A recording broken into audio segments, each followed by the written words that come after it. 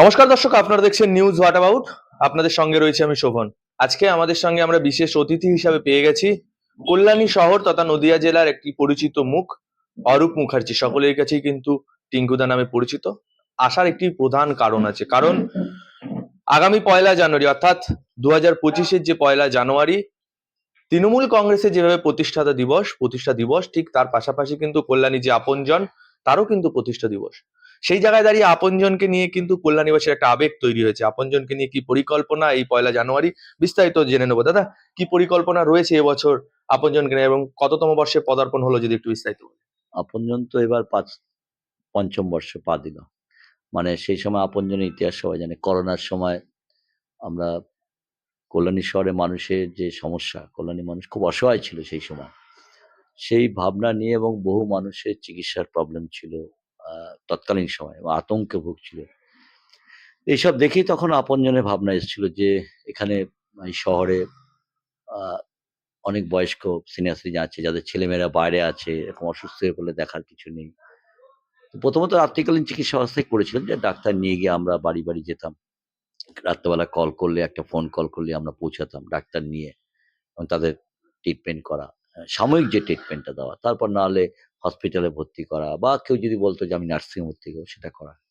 পরবর্তী ক্ষেত্রে আপনজন যেটা প্রয়োজন হয়ে পড়লো, সেটা হচ্ছে অ্যাম্বুলেন্স প্রয়োজন হয়ে পড়লো। অ্যাম্বুলেন্স, কারণ নিজস্ব অ্যাম্বুলেন্স ছিল না। তখন কল্যাণী শহরের জন্য দুটো অ্যাম্বুলেন্স করা হয়েছিল, একটা ছোট লোকালের জন্য শুধু, আর একটা আইসিইউ অ্যাম্বুলেন্স ছিল, যেটা হচ্ছে মানে ক্রিটিক্যাল পেশেন্ট দিয়ে যাতে, এবং খুব অত্যাধুনিক অ্যাম্বুলেন্স করা হয়েছিল।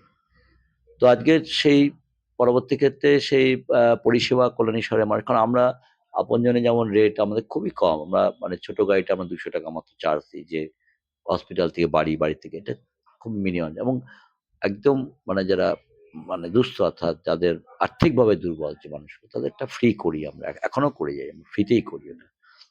ঠিক তেমনই ডাক্তারদের ক্ষেত্রেও যেটা বলা আছে, সেটা হচ্ছে আর্থিকভাবে খুবই দুর্বল যারা, তাদেরটা আমরা ফ্রি ট্রিটমেন্ট দিই। আর যারা একটু সবল আছে আর্থিকভাবে, তাদের কাছ থেকে ডাক্তার তার ভিজিটটা নেয়। এইটা চলছে। তো চলতে চলতে আজকের আপনজন পঞ্চম বর্ষে পা দিল। তো আপনজন প্রতিবারই যেটা হয়, স্বাস্থ্য পরিষেবা নিয়ে যেহেতু কাজ করে, গতবার আপনজন থেকে আমরা চশমা দিয়েছি প্রায় 350-380 জনকে, আমরা বোধহয় চশমা দিয়েছিলাম। তারপরে ফ্রি ট্রিটমেন্ট ক্যাম্প করেছিলাম, ইসিজি থেকে এসব সবই করা হয়েছিল। এবার আমরা যেটা করছি, ম্যারাথন রেস করছি সকালবেলা। ইতিমধ্যে কল্যাণী শহরে মানে আমরা marathon race, 5 kilometre marathon race করবো। তো এখনো পর্যন্ত যা আমরা সারা বাংলা থেকে আসছে ছেলেমেয়েরা এখানে, প্রায় এখনো পর্যন্ত 650 মতন পার্টিসিপেট নাম দিয়ে দিয়েছে। তারা 2 দিন হাতে আছে। তো 1লা জানুয়ারি আইটিআই মোড় থেকে আমাদের ম্যারাথন রেস শুরু হবে। এটা যেমন আছে 5 কিলোমিটার করার পর তারপর আইটিআই মোড়েই শেষ হবে। তো ওখানে যেমন আছে, ওইটা একটা আছে। পরবর্তী ক্ষেত্রে আরেকটা যেটা আছে আপনজন থেকে, গতবার আমরা করেছিলাম যেটা, সেটা হচ্ছে যে হ্যান্ডিক্যাপ যারা, যারা হাঁটতে পারে না, মানে বিকলাঙ্গ শারীরিকভাবে। শারীরিকভাবে দুর্বল, তাদের জন্য আমরা ট্রাইসাইকেল ব্যবস্থা করেছি। ট্রাইসাইকেল দেবো আমরা, যেটা আমরা করি সেটা দেবো 12ই জানুয়ারি। এই বিবেকানন্দর যেহেতু জন্মদিন, ওদিনকে দেবো আপনজনে। তা এই দুটো প্রোগ্রাম এখনো পর্যন্ত আমরা ঠিক করে রেখেছি। তো আপনজন কল্যাণী শহরের মানুষের কাছে, মানে আমরা যে ভাবনা নিয়ে করেছিলাম, আমার বিশ্বাস কল্যাণী শহরের কাছে আপনজন হয়ে উঠেছে। তো সেই ভাবনা নিয়ে আমরা করেছি, এবং এখনো পর্যন্ত ট্রিটমেন্ট চলছে। মানুষ কল করলে, ডাক্তার কল করলে যেমন পাচ্ছে, অ্যাম্বুলেন্স কল করলেও পাচ্ছে, সবটাই আমরা সেই পরিষেবা দিচ্ছি। অর্থাৎ মানুষের একটা বিশ্বাস তৈরি হয়েছে আপনজন নিয়ে। খুব স্বাভাবিকভাবে 1 তারিখ আপনজনের প্রতিষ্ঠা দিবস, 1 তারিখে আমরা এই প্রোগ্রামগুলো রেখেছি। তো একদম যেটা বলছিলেন যে পঞ্চমাসে অনেক অভিজ্ঞতা, অনেক কিছু কিন্তু শেয়ার আছে। এত বছরের মধ্যে সব থেকে কাছের মনে হয় কি আপনজন কল্যাণীবাসের আপন হয়ে গেছেন, কিন্তু আগামী দিনে কি করবার চিন্তা ভাবনা রয়েছে, যদি একটুখানি বলেন। দেখুন, একটা আমার ইচ্ছে তো অনেক কিছু ছিল। আসলে কতগুলো মানে পরিস্থিতির মধ্যে দাঁড়িয়ে তো কোথাও কোথাও বাধা হচ্ছে, বাধা পাচ্ছি। তবুও মানে আমরা তো কোনো বাধাকে বাধা মনে মনে করি না, কারণ আমরা মনে করি কাজ করতে এসেছি। আমি নিজে একটা রাজনীতির পার্সন, আমি রাজনীতি করি, কিন্তু তবুও আমার মনে হয়েছে রাজনীতির বাইরেও আমাদের কিছু কাজ আছে। তো সেই কাজটা হচ্ছে সামাজিকভাবে মানুষের পাশে দাঁড়ানো।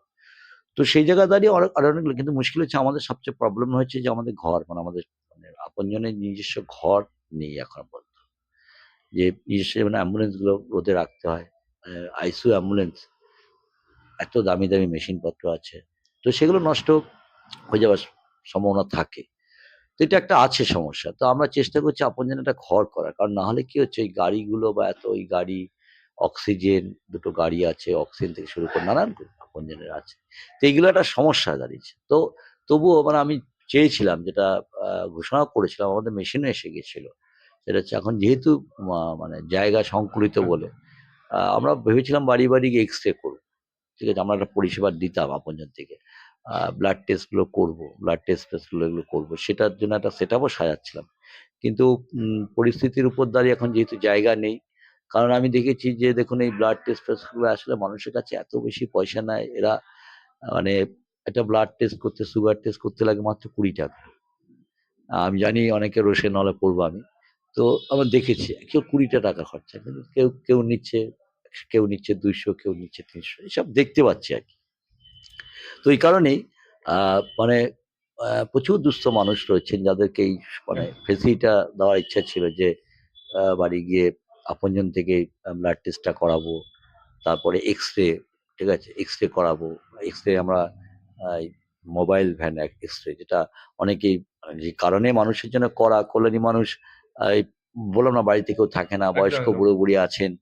তাদের নিয়ে যাওয়ার কেউ নেই। সেই কারণে আমরা ঠিক করেছিলাম যে এক্স-রে ফেক্সরে যে হঠাৎ করে দেখা গেল বাথরুমে পড়ে গেছেন। এক্স-রে কে নিয়ে যাবে? তো এই বিষয়গুলো আছে। তো এই কারণে ভেবেছিলাম যে তাদের গিয়ে এক্স-রে করানো। মেশিনও আমি ফাইনাল করেছিলাম, কিন্তু শুধুমাত্র জায়গার সংকটে আমি আনতে পারলাম না। তবে ইচ্ছা আছে এবং সেটা করব।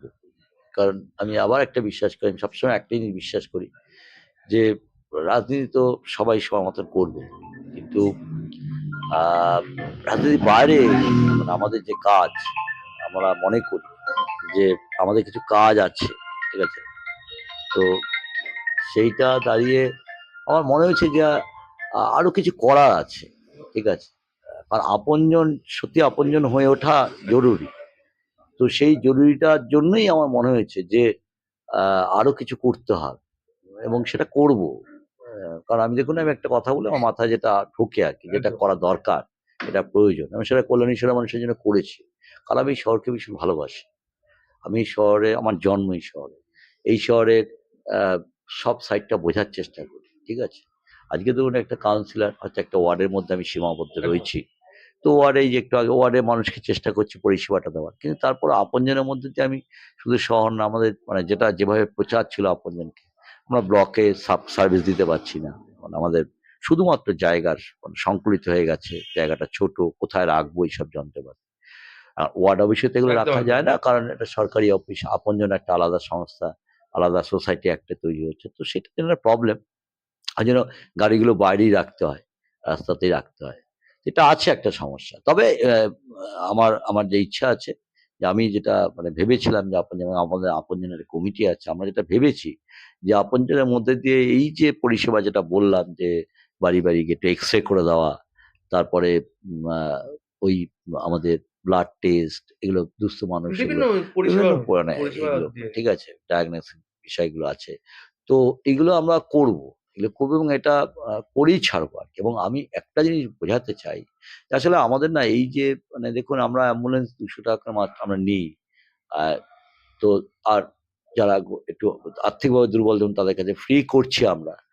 তো এবার আমরা কিভাবে করছি? মানে আমরা কিভাবে চালাই? ঠিক আছে? আমাদের কেউ আছেন, কেউ গাড়িতে তেল দিচ্ছেন আমাদের। আমরা চালাচ্ছি। এটা তো একার পক্ষে একদম, সম্ভব না, একদম। আপনজন। তো খুব স্বাভাবিকভাবেই যে এই যে আ মানে ইচ্ছা থাকলে করা যায় সেটা আছে, এবং বহু মানুষও বললে এগিয়ে আসে। এই ধরুন আজকে হ্যান্ডিক্যাপ আছেন। আমি দেখছি রানাঘাট থেকেও নাম দিয়ে গেছে যে হ্যান্ডিক্যাপ একটা চেয়ার লাগবে। তো সেখানেও কিন্তু অনেক নামকরা ব্যক্তিত্ব আছে, নেই তা নয়। কিন্তু আবার বলছি, আপনজনকে একটা ভরসা করে যে আপনজন থেকে যদি পায় তাহলে একটা ভালো জিনিস হবে। তো সেই বিশ্বাসটা আমরা চাই যে অটুট থাক।